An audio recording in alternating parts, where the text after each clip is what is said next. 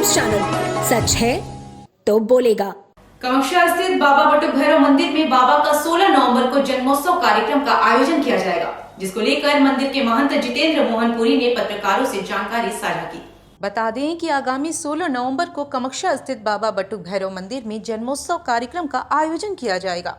इस अवसर पर बाबा को 56 प्रकार का भोग लगाकर उनका विशेष पूजन अर्चन किया जाएगा। वहीं शाम में बाबा की वृहद आरती के साथ कार्यक्रम संपन्न होगा। इस दौरान भक्तों में बाबा के प्रसाद का वितरण किया जाएगा। 16 तारीख को बाबा का विशेष भैरव का जन्म उत्सव है और उस दिन क्या है कि ब्रह्मा का 5वां शीश का काटने के लिए वो भैरव का उत्पत्ति हुआ। जो जिस 5वां शीश से शिव की निंदा उन्होंने किया रहा ब्रह्मा ने, उस दिन भैरव की उत्पत्ति हुई है। और उस दिन 16 तारीख इस बार माघ कृष्ण पक्ष की अष्टमी को होता है बाबा का भैरव का उत्पत्ति। तो भैरव का जो उत्पत्ति हुआ है और ये 16 तारीख को विशेष बटुक भैरव मंदिर में सुबह ब्रह्म मुहूर्त में बाबा का पंचामृत से स्नान होगा। 108 ब्राह्मणों द्वारा रुद्राभिषेक होगा और तत्पश्चात बाबा का जन्म उत्सव हुआ है 10 बजे। 10 से 11:15 के बीच में मान्यता है शास्त्रोक्त विधि, और उस समय विशेष बाबा का जन्म उत्सव होगा। और उसके बाद बाबा के 1008 बत्तियों से कपूर से और कपूर और अगरबत्ती से बाबा का स्नान आरती होगा स्नान दान के बाद। और फिर उसके बाद तत्पश्चात भंडारा चलेगा। शाम को 3 बजे बाबा का रुद्राक्ष से 1.25 लाख रुद्राक्ष से बाबा का श्रृंगार होगा। अन्नकूट से बाबा का भोग लगेगा और रात्रि में पंचमकार से विशेष पूजा होगा।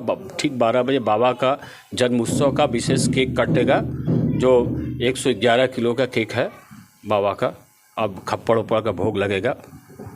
और ये लगभग ये कितनी पुरानी परंपरा है? ये इसका शास्त्रोक्त विधि बहुत पुराना है, क्योंकि ये इतिहास की त्रेता अवतार द्वापर हम ये नहीं कह सकते, द्वापर त्रेता या कलयुग ये बता नहीं सकते, क्योंकि उसके पहले का कई हजार लाख वर्ष पहले का ये है कि भैरव की उत्पत्ति हुई है। इससे क्या संदेश देंगे गुरु जी? इससे देखिए, मानव कल्याण के लिए हम लोग बाबा का उत्सव मनाते हैं। आज कलयुग के अधिशासी देवता जो है भैरव है, और भैरव का अगर वो दर्शन पूजा अर्चन करता है जिससे बाबा भैरव प्रसन्न होते हैं। भैरव को विशेष प्रसाद जैसे लड्डू है, दल बेसन के लड्डू है और मदिरा का और जो भी पंचमेवा है, फल मीठा इत्यादि से बाबा को प्रसन्न किया जाता है। अब भक्त लोग इससे अगर प्रसन्न करते हैं तो उनकी मनोकामनाएं पूर्ण होती है। अगर किसी को शारीरिक कष्ट अगर है तो उस दिन दर्शन करने से कैसा भी शारीरिक कष्ट हो, वो भैरव का दर्शन करने से वो शारीरिक कष्ट का मुक्ति प्राप्त होता है। वाराणसी व्यापार मंडल के तत्वावधान में उपभोक्ता मंच व्यापार मंडल द्वारा पुलिस व्यापारिक संगोष्ठी एवं पुलिस सम्मान समारोह का आयोजन मैदान स्थित परारकर स्मृति भवन में किया गया, जिसमें मुख्य अतिथि के रूप में RS Gautam DCP Kashi zone शामिल हुए। वाराणसी व्यापार मंडल तथा उपभोक्ता मंच के पदाधिकारियों द्वारा इस दौरान स्मृति चिन्ह और अंग वस्त्रम देकर अधिकारियों को सम्मानित किया गया। बता दें कि वाराणसी व्यापार मंडल अध्यक्ष अजित सिंह बग्गा की अध्यक्षता में हुए सम्मान समारोह में अधिकारियों को प्रशस्ति पत्र देकर सम्मानित किया गया। इस अवसर पर कोतवाली प्रभारी भरत उपाध्याय, बेलाल नुमानी, राष्ट्रीय प्रशिक्षक UP पुलिस, Avinash Agarwal, chief deputy warden civil services की सेवाओं तथा समाज में योगदान को देखते हुए काशी प्रहरी के अलंकरण से सम्मानित किया गया। इस दौरान DCP Kashi zone RS Gautam ने व्यापारियों को भरोसा दिलाया कि पुलिस प्रशासन व्यापारियों के हित में सर्वदा उनके हर समस्याओं के समाधान के लिए तत्पर रहेगी, क्योंकि व्यापारी समाज के रीढ़ की हड्डी है तथा अर्थव्यवस्था में उनका बहुत योगदान होता है। वहीं वाराणसी व्यापार मंडल अध्यक्ष अजित सिंह बग्गा ने अतिथियों को सम्मानित किया। खबर गाजीपुर से है, जहां जिले की कमान संभालते ही नवागत SP ओमवीर सिंह शहर के सड़क पर उतर गए। SP ओमवीर सिंह के नेतृत्व में भारी फोर्स के साथ सदर कोतवाली से रूट मार्च निकाला गया। बता दें कि ये रूट मार्च कोतवाली से शुरू होकर शहर के पुराने जिला अस्पताल, नखास, नवाब साहब फाटक होते हुए पुनः कोतवाली में आकर समाप्त हुआ। इस दौरान SP ओमवीर सिंह ने कहा कि रूट मार्च का उद्देश्य जनता में विश्वास पैदा करने के लिए शहर के मुख्य स्थानों पर रूट मार्च निकाला गया है। रूट मार्च के माध्यम से संदेश देने की कोशिश की गई है कि पुलिस जनता के लिए ही है। SP ने कहा कि रूट मार्च से जहां आम जन को विश्वास होता है कि पुलिस उनके लिए ही है, साथ ही इससे आम लोगों से बातचीत करने का भी अवसर मिलता है।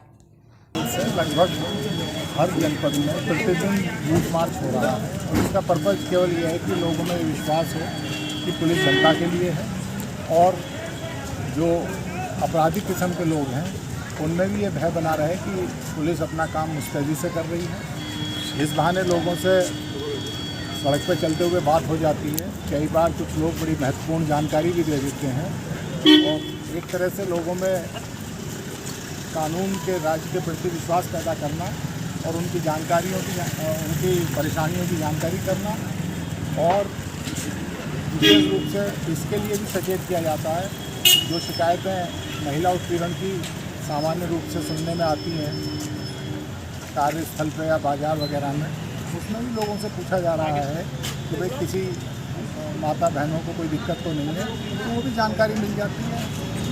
हमने देखा सर आपने लोग केवल उनसे पूछा है कि किस तरह की कानून व्यवस्था है, लोग संतुष्ट हैं या नहीं पुलिस से। आप लोगों के सामने ही लोगों ने अपना संतोष व्यक्त किया है और व्यवस्था जो है पुलिस की उससे संतुष्ट है। खबर गाजीपुर से है, जहां मां बेटी की गला दबाकर हत्या का मामला सामने आया है। दरअसल मोहम्मदाबाद थाना के कटहुत गांव में उस वक्त अफरा तफरी मच गई जब घर के अंदर मां बेटी का शव मिला। वहीं घटना की जानकारी होते ही एसपी ओमवीर के साथ आईजी वाराणसी जोन के सत्यनारायण भी घटनास्थल पर पहुंच गए, जहां मौके का मुआयना कर ग्रामीणों से घटना की बाबत जानकारी ली। घटनास्थल पर फॉरेंसिक टीम को भी बुला लिया गया। वहीं आईजी के सत्यनारायण ने बताया कि 70 साल की कौशल्या और 35 साल की उनकी बेटी का गला दबाकर हत्या करने का मामला है। मामले की जांच की जा रही है, जल्द ही खुलासा किया जाएगा। प्रथम दृष्टया हत्या के पीछे जमीनी विवाद बताया जा रहा है। फिलहाल पुलिस ने दोनों शवों को कब्जे में लेकर पोस्टमार्टम के लिए भेज दिया है। तो है गाजीपुर के मोहम्मदाबाद थाना का इस गांव में जो है एक 75 साल की महिला और लगभग 35-40 साल की दूसरा महिला, दोनों महिलाओं का गला दबा के मारने वाला घटना है। इसमें 2 महिलाओं का मृत्यु हुई है।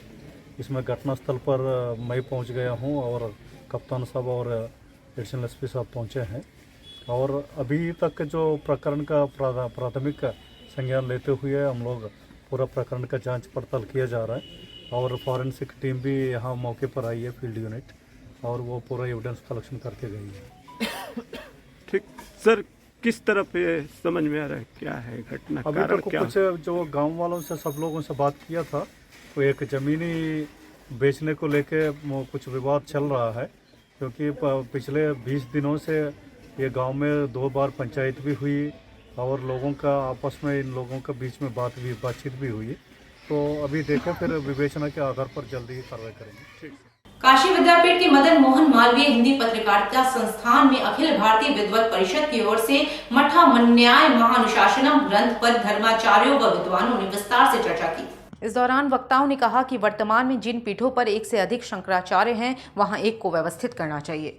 जिन 2 पीठों पर एक ही आचार्य हैं, उन्हें शासित कर हटाना चाहिए। वहीं वक्ताओं ने ग्रंथ के 75 श्लोकों में अंतर्निहित अर्थ व्यंजना, अर्थ के वैविध्य और व्याप्ति पर विचार रखे जाने की बात भी कही।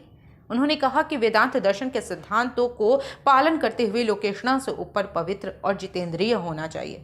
इस परिचर्चा में बीएचयू और संपूर्णानंद संस्कृत विश्वविद्यालय के आचार्य शामिल हुए। वाराणसी जिले के सेवापुरी आला जिल्लान विकासखंड क्षेत्र के कुरसातो गांव स्थित मद्रासी बाबा उत्तर माध्यमिक विद्यालय में रविवार को पूर्णमयी एजुकेशनल सामाजिक ट्रस्ट द्वारा ग्रामीण क्षेत्रों के गरीब एवं असहाय बच्चों के लिए पठन पाठन की सामग्री वितरित की गयी। वहीं इस मौके पर विज्ञान प्रदर्शनी का भी आयोजन किया गया। कार्यक्रम के दौरान बच्चों एवं उनके परिजन में काफी उत्साह का माहौल दिखा।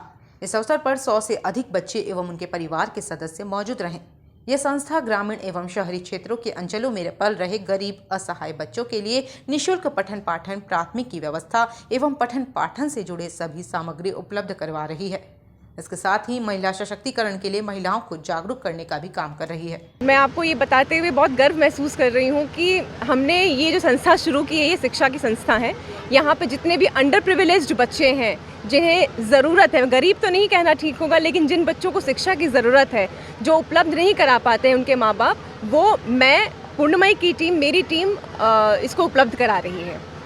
कहाँ पे आप ये संस्था काम कर रहे हैं? फिलहाल में तो अभी ये सिर्फ 2 जगह काम कर रही है ये संस्था।